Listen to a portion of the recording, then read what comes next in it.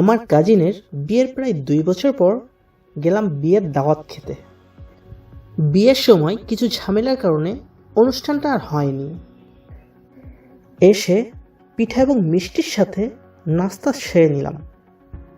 কিছুক্ষণ আড্ডা দিয়ে চলে গেলাম মাছ ধরতে। পুকুরে মাছ আছে শুনছি অনেক, কিন্তু একটাও ঠোকর দিতে দেখলাম না। কিছুক্ষণ মাছ ধরার অভিনয় করার পর ডাক আসলো দুপুরের খাওয়ার।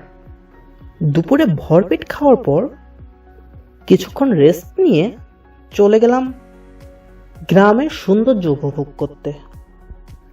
এই মনোরম সুন্দর পরিবেশ দেখলে আসলেই মনটা শান্তিতে ভরে যায়।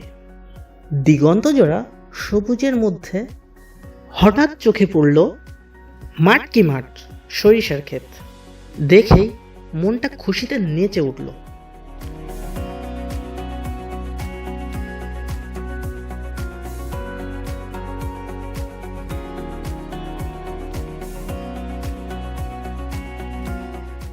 এ যেন এক টিকিটে 2 ছবি।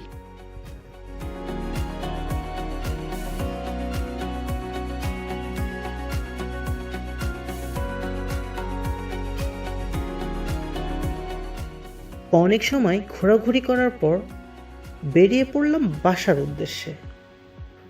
তো আজ এই পর্যন্তই। Tata, bye bye.